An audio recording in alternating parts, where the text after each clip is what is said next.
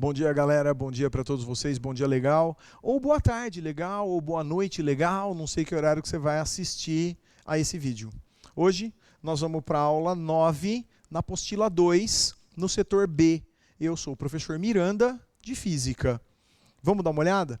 A gente vai estudar movimentos circulares. Então é um assunto que começa agora na aula 9, termina na aula 10, mas você não pode esquecer que o professor lá do setor A está discutindo com você o que é aceleração centrípeta, o que é aceleração tangencial. Então as coisas que a gente discutir aqui devem ser levadas para o entendimento dos problemas no outro setor. Então é só emendar os movimentos em linha reta que a gente vinha estudando com os movimentos agora que são chamados de circulares. A primeira coisa que passa à minha cabeça é entendermos conceitos básicos de período e frequência. Para isso, eu vou fazer um convite para você voltar para a minha infância. Pode ser? Bate o olho na tela ali, ó. Você quer ver? Uma coisa que fez parte da minha infância foi isso aqui. É que agora falar de disco de vinil é vintage, é cult, é chique, né? Mas quando eu era criança era o único recurso que tinha. Aí a gente colocava o disco, por exemplo, do balão mágico, que fez parte da minha infância, armava um cirquinho, o cirquinho rodava, coisa mais linda. Agora, nessa alegoria que tem aqui de vitrola, que é o toca-discos, tinham dois botões importantes. Um botão é óbvio, né? Que era esse botão grandão aqui, onde vinha escrito nele on-off, assim, né? Que era o botão para ligar e desligar. Então você ligou, a vitrola está rodando. Agora, o botão mais legal de brincar com ele, quando a gente colocava o disco para rodar, deixa eu trocar a cor para ver se vai ficar melhor para aparecer ali, era o botão do RPM.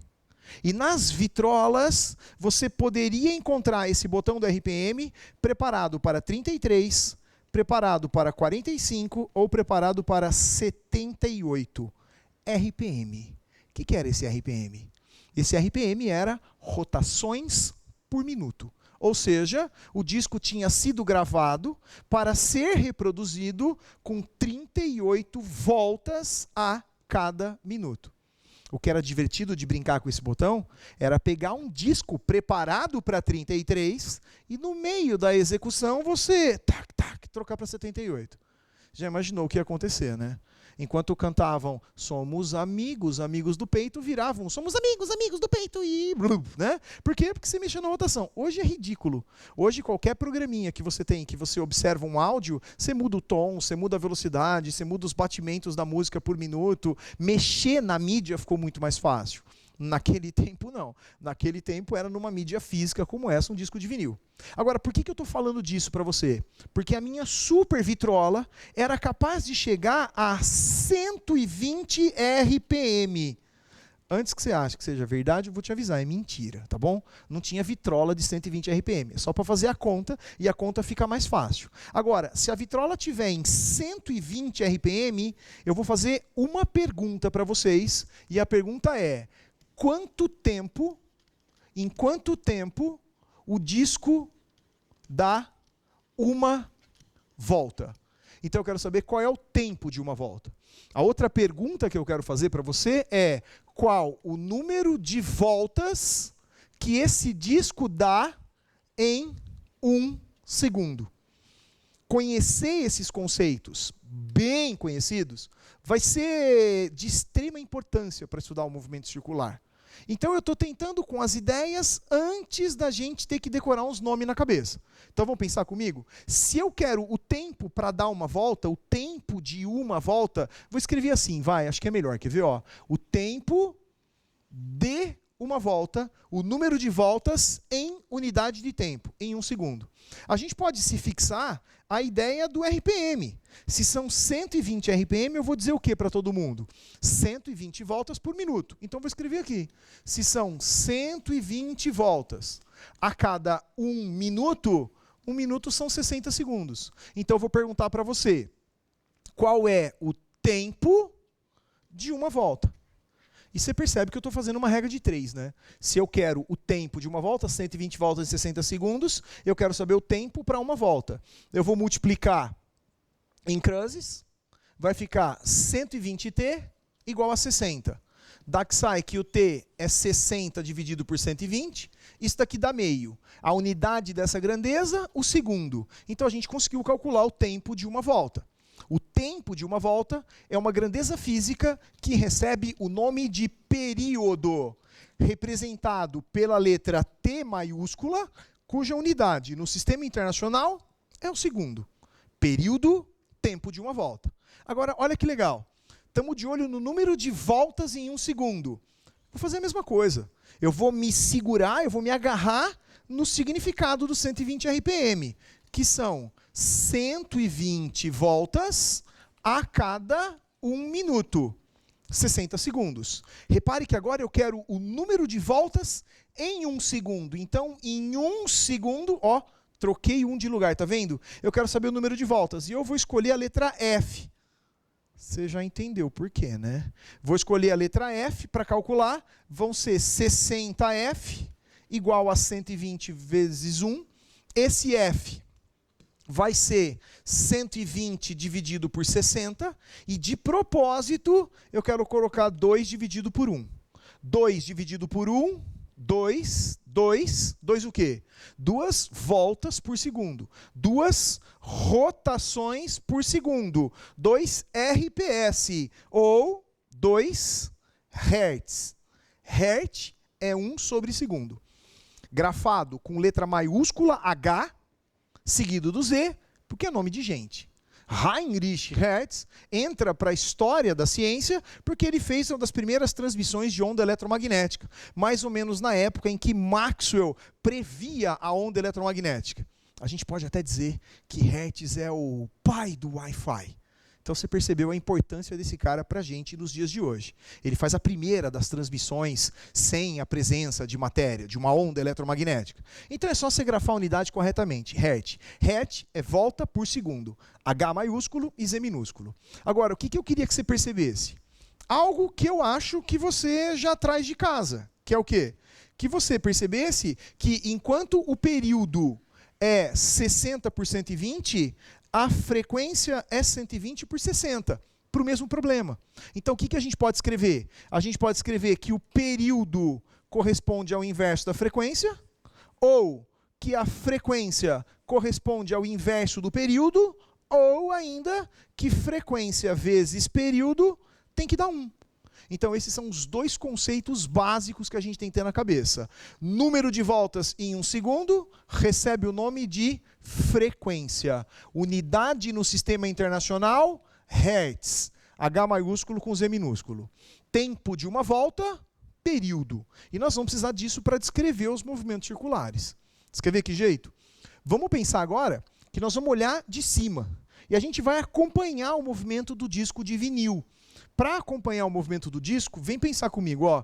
Vou tirar isso daqui da tela e vou passar para a próxima. E na próxima eu estou olhando para o disco, visto de cima, né? Então esse disco está rodando. Vamos supor, só para a gente fixar as ideias, que esse disco ele dá uma volta em 4 segundos. Já não pode ser mais o da minha vitrola. Porque a minha vitrola ou era 33, ou 78, ou 45, ou 120 RPM, voltas por minuto. Peguei um disco que dá uma volta a cada 4 segundos, certo? E gostaria de fazer a seguinte pergunta para você. Presta bastante atenção. Eu vou pegar um ponto bem aqui, junto ao selo do disco, e eu vou pegar um ponto aqui, junto à borda mais externa do disco.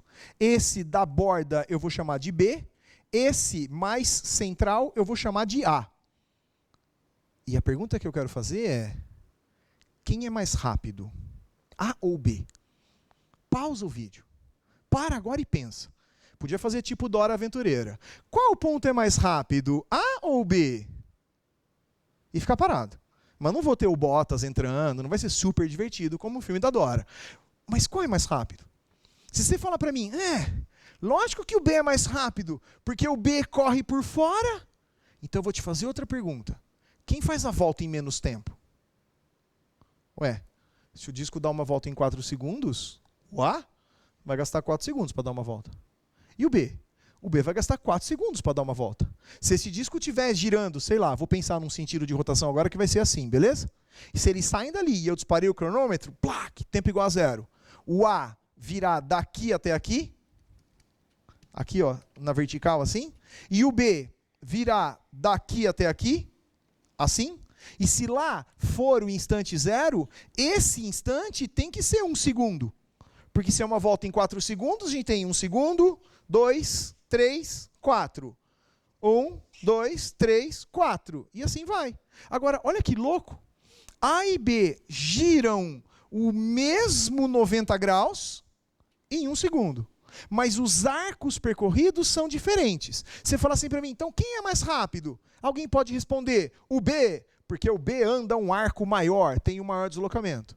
Aí alguém fala, que nada, A e B giram juntos. Eles vão dar uma volta em 4 segundos.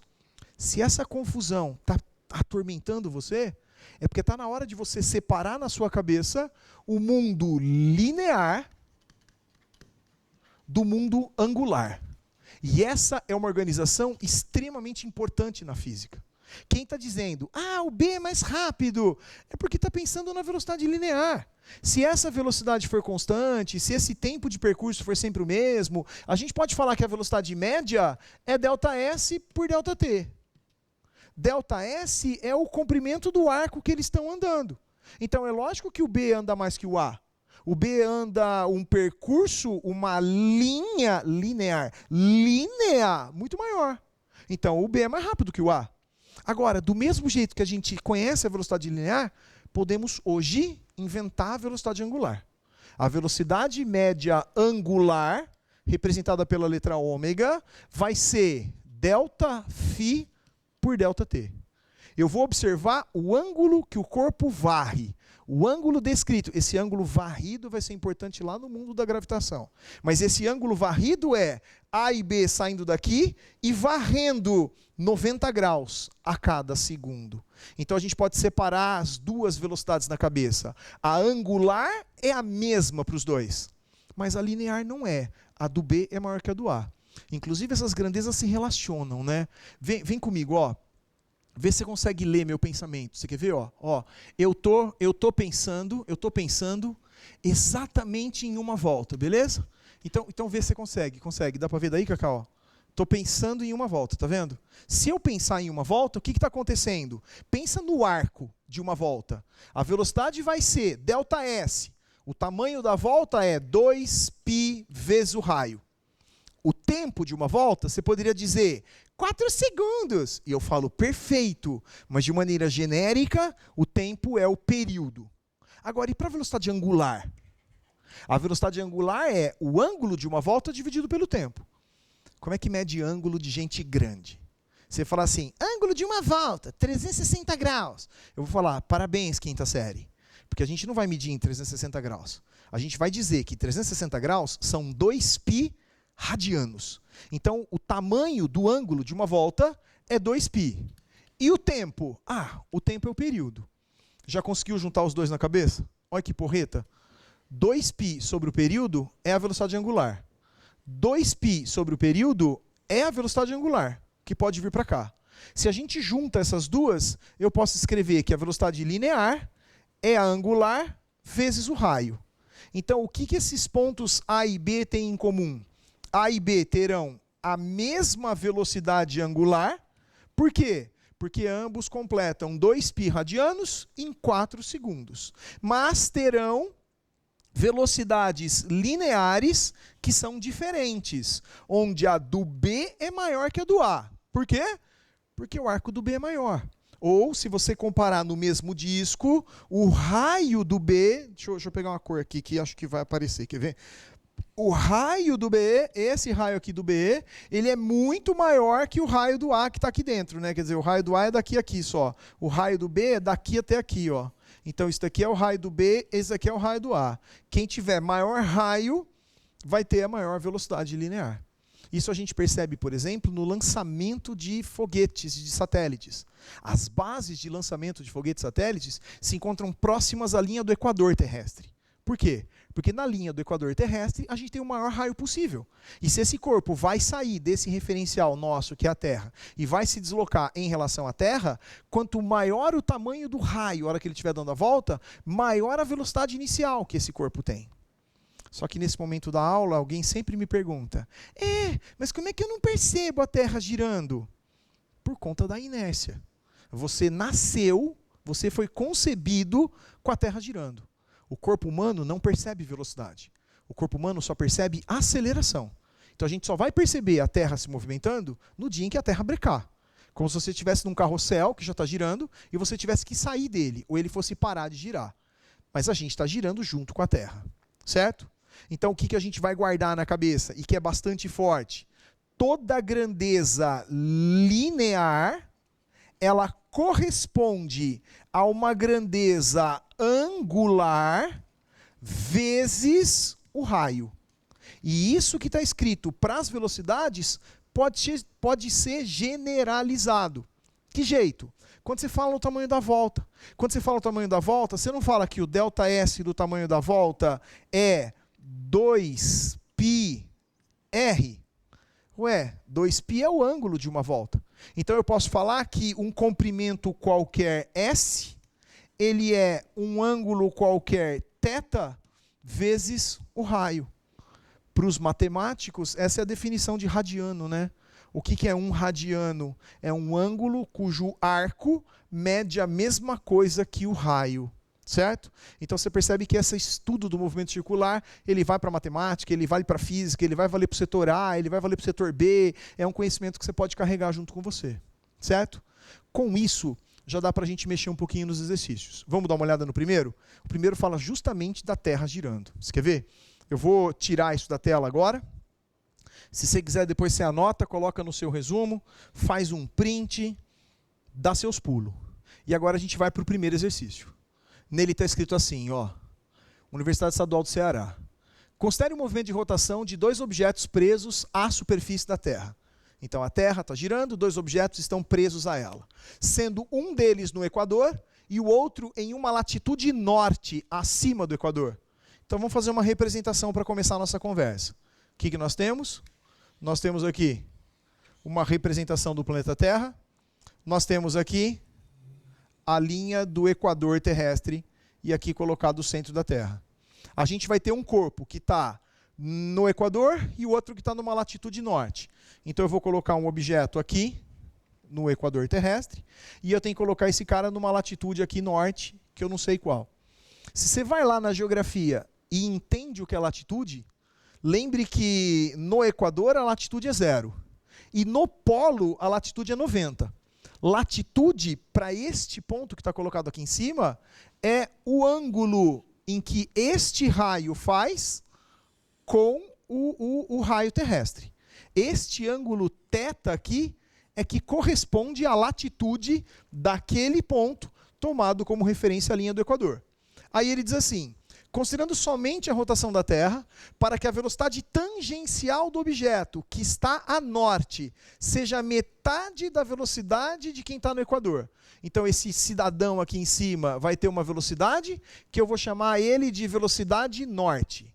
Para esse eu vou chamar de velocidade equatorial. O que ele quer? Ele quer que a velocidade norte seja metade da velocidade equatorial. Certo? Pergunta é qual deve ser a latitude. E perceba que latitude está tudo medido em grau, né? Por isso, porque latitude é este ângulo entre a posição do corpo descrita pelo seu raio terrestre em relação ao raio colocado na linha do Equador. Então vamos pensar? Se a gente aprendeu hoje que V é ômega R, o que esses corpos têm em comum na hora que eles giram junto com a Terra? Se a Terra está girando e a Terra tem um período de 24 horas, esse período de 24 horas vale para todos os pontos que estão presos à Terra. Ou seja, todo mundo leva 24 horas para dar uma volta. Isso quer dizer que tanto N quanto E possuem a mesma velocidade angular. E por que eles possuem a mesma velocidade angular? Porque essa velocidade angular ela é 2π dividido pelo período. E o período é um só para todo mundo. Então eu posso escrever tanto para Vn quanto para Ve o ômega R. Só que cada um com o seu respectivo raio. Então eu vou partir desta relação que eu estou procurando. Quem é Vn? Ômega vezes R de N.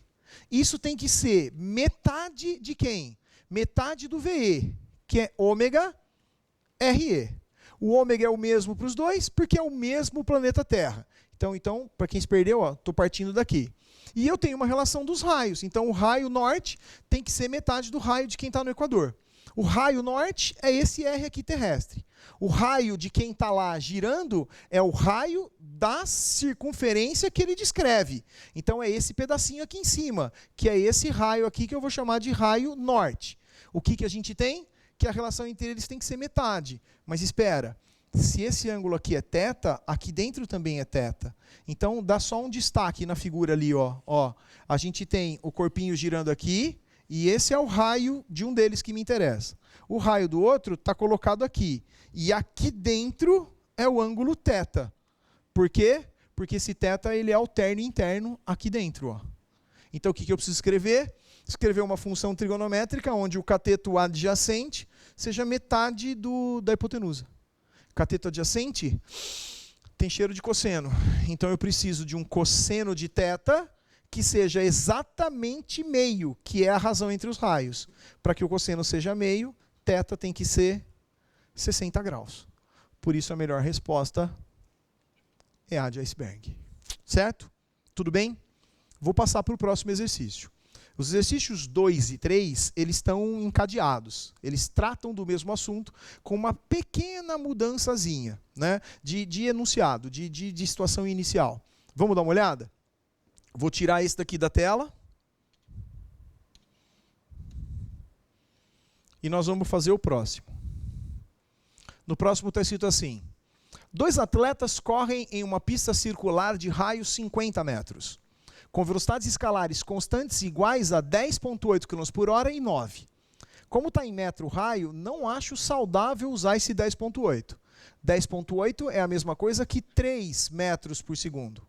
E 9 é a mesma coisa que 2,5 metros por segundo. Basta você dividir por 3,6. Eles iniciaram suas corridas no mesmo instante e em posições diametralmente opostas. Puxa, então eu vou fazer um desenho para não me perder. É uma pista circular, lá vou eu, está aqui. Eles estão em posições diametralmente opostas, então eu vou pôr um desse lado e eu vou pôr o outro desse lado. Aí ele diz que um está com velocidade de 3 e o outro com 2,5. Agora, olha que legal. Ele quer saber o instante do primeiro encontro entre os corredores e o intervalo de tempo entre os encontros sucessivos, sabendo-se que eles se movimentam no mesmo sentido. E ele autorizou eu usar o π igual a 3. No mesmo sentido, significa que se este daqui tiver, por exemplo, descendo, esse necessariamente tem que estar subindo. Se esse for o que está mais rápido, com velocidade 3, eu vou chutar que esse daqui está com velocidade 2,5. Vou supor que o 3 vai receber o nome A e o 2,5 vai receber o nome B. Mas note que eles estão no mesmo sentido. Estar no mesmo sentido significa que está rolando uma perseguição. Se fossem sentidos opostos, eles já trombariam rapidamente. Aí ele pergunta quanto tempo leva para fazer o primeiro encontro. Nem do movimento circular a gente precisa direito. Por quê? Porque a gente poderia cortar essa linha e abrir uma fita. Abrir uma fita de maneira que o A esteja colocado aqui e viajando assim, com velocidade 3. O B está na frente dele meia volta. Então o B está colocado aqui, com velocidade 2,5 no mesmo sentido. Aqui para cima, aqui para a esquerda. E eles estão separados por uma distância de meia volta. Meia volta é π vezes o raio. Π vezes o raio vão dar 150 metros. Se ele está querendo fazer um problema de encontro, a gente vem aqui, escolhe um lugar para chamar de 0, que pode ser da onde o A está saindo. O B vai estar na posição 150. Orientamos a trajetória para a direita, então essa velocidade é mais 2,5, essa é mais 3. E daí a gente escreve as equações de movimento. Se a gente escrever para o A, fica SA igual, saiu da posição 0, 0, com velocidade 3. Movimento uniforme, né? Porque o movimento é circular uniforme, então o movimento que eu estou fingindo agora em linha reta. O SB vai ser, sai do 150 com velocidade de 2,5. Eu quero que eles se encontrem, então eu vou obrigar que o SA seja igual ao SB. Eu vou escrever que 3T, portanto, é 150 mais 2,5T. Para quem lembra um pouquinho da velocidade relativa, é um problema de perseguição com uma velocidade relativa que vale meio. Porque a hora que eu trago esse 2,5 para cá, vai ficar meio T igual a 150. Dá que sai que o T é 150 dividido por meio. Isso aqui vai dar 300 segundos. Então, 300 segundos é o tempo para o primeiro encontro. A gente tem no item A, puxa, no A, no B e no C. Então, essa não pode, essa não pode.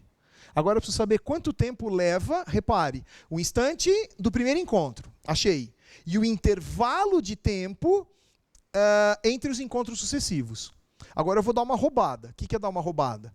Vou imaginar que passaram 300 segundos. Se passaram 300 segundos, puff, o A alcançou o B. Se o A alcançou o B, é como se eles estivessem agora no mesmo ponto da curva. E se eles estão no mesmo ponto da curva, para que eles se encontrem de novo, é como se o B ficasse parado e o A tivesse que dar uma volta para colocar uma volta nas costas dele. Então é um novo problema de encontro, onde eu preciso fazer com que a distância do A seja uma volta a mais que o B. Só que com os dois saindo do mesmo lugar. Vou resolver na lousa, pode? Porque vai ficar tumultuado aqui. Isso, me acompanha aqui, Cacá, por favor. Então, o que eu estou dizendo? Eu estou dizendo que eles já se encontraram, não importa onde seja. Esse é o A, esse é o B. Eles ainda percorrem no mesmo sentido. Só que agora eu vou dizer que o A vai ter que pôr uma volta nas costas do B para que aconteça o encontro. Então, eu vou descrever o problema dizendo que A e B estão no mesmo lugar, cada um com a sua velocidade, que pode ser o espaço zero. Mas o que eu quero? Eu quero que o A esteja uma volta na frente do B. Então eu escrevo a função do A. SA é igual a 3T. SB é igual a 2,5T. Mas a resposta sai quando o SA for uma volta, 2πr, além do B. Porque ele dá uma volta a mais que o B. A hora que eu substituo as funções aqui, fica 3t igual a 100, 100 vezes π dá 300, mais o SB, que é 2,5t. Dá que sai que meio t é igual a 300. Portanto, t vai ser 600 segundos. Quer dizer que 600 segundos é o tempo até o próximo encontro. É o tempo para ocorrer o próximo encontro. Só preciso voltar lá e olhar com cuidado a pergunta. O que é olhar com cuidado a pergunta? É ler se ele está falando que é o tempo para o próximo encontro ou o instante do próximo encontro. Olha só, o instante do primeiro encontro, 300. E o intervalo de tempo entre os encontros sucessivos. Ou seja, 300 e 600? Não. O instante do primeiro encontro entre os corredores e o intervalo de tempo entre os encontros sucessivos. Isso, os encontros sucessivos. Vai levar 600 segundos para acontecer o próximo encontro. Então, começa a contar o tempo comigo. Instante 0, eles estavam separados. Instante 300, eles estão juntos. Passam 600 segundos. Quando vai ser o próximo encontro? O próximo encontro vai acontecer no tempo 900. Então, a melhor resposta é letra C de coração. O encontro acontece em 300, 600 segundos depois, vai dar o instante 900. Certo? Se a gente olhar para o exercício 3, você vai ver que não tem muita diferença, com exceção das orientações das velocidades. Posso dar um approach? Vamos lá, dá uma viradinha aí na página e eu vou mudar de tela. Tá legal? Nesse próximo exercício, aqui, ó. Isso. Considere que os dois atletas do exercício anterior se movimentem em sentidos contrários. Nossa, em sentidos contrários, agora eu vou fazer o desenho, e o desenho vai ser assim, né? Eles estão colocados aqui, eles estão diametralmente opostos, só que para um deles a velocidade é 3 para cima, e agora para o outro necessariamente é 2,5 para cima. A hora que eu abro essa figura, é como se um tivesse num dos cantos com velocidade 3. O outro no canto oposto com velocidade 2,5. E como eu disse, em sentidos opostos. Só que a distância entre eles é meia volta. Meia volta é π vezes o raio, que vai dar 150 metros. Vira um problema igualzinho ao anterior. Por quê? Porque agora eu vou escrever uma equação para o A, eu vou escrever uma equação para o B, e a gente vai promover um encontro entre eles. Então, que jeito eu vou fazer? Lá vou eu. SA é igual. Se a gente fingir que aqui é o zero, então vamos fingir que aqui é o zero, e aí nós vamos orientar a trajetória para a esquerda, essa velocidade vai ser mais e essa vai ser menos, porque está oposta. Quem é o SA? 0 mais 3t. Quem é o SB? O SB é o 150, cuidado agora, menos 2,5t. Dá uma pausa no vídeo. Volta e olha o exercício anterior, você vai ver que a única diferença se dá no sinal dessa velocidade. Então agora a velocidade relativa, que é a subtração, é 3 menos 2,5. Ao invés de dar meio, como deu na outra, agora vai dar 5,5. E na hora que eu promovo o encontro e escrevo SA igual a SB, o que nós vamos ter? 3t igual a 150 menos 2,5t. Olha o que eu disse, ó, somou 5,5t igual a 150, dá que sai que é 150 dividido por 5,5. Eu fiz em casa as contas e eu encontrei 27,27, que dá 27,3 segundos. Então o tempo para o primeiro encontro, 27,3. Os outros eu já joguei fora. Agora eu preciso ler a próxima pergunta. O instante do primeiro encontro e o intervalo de tempo entre encontros sucessivos. Agora ele quer intervalo, ele não quer o próximo instante. Então o intervalo é para acontecer o próximo encontro. Vamos imaginar que eles se encontraram. Circunferência, se encontraram. Estão em sentidos opostos. Então um está com 3, o outro está com 2,5. O que tem que acontecer? O A tem que pôr uma volta nas costas do B. Então eu vou ter que escrever uma relação parecida com essa, que está aqui, ó, onde o SA vai ter que ser uma volta a mais que o B. O que vai ter de diferente agora? Os sentidos opostos. O B está virado para baixo. Se o B está virado para baixo, a única coisa que a gente vai fazer vai ser trocar esse sinal. Ao trocar esse sinal, ao invés dessa conta dar meio, ela vai ter que dar 5,5. E o t não é mais 600 agora. Agora é 300 dividido por 5,5. 300 dividido por 5,5 eu também fiz em casa. Vai dar 54,5 segundos. O que dá como resposta correta a letra A de amor. Certo? Então não é muito difícil estudar o movimento circular. Ele nos permite fazer uma revisão dos problemas de encontro que fizemos antes, então vale a pena. Usando qual truque? O truque de transformar a circunferência numa linha reta, onde você corta a fita e abre. Se eles já se encontraram, se encontrar novamente é colocar uma volta nas costas. Então é escrever a posição do um, a posição do outro, mais uma volta. Beleza? É isso. Até a próxima.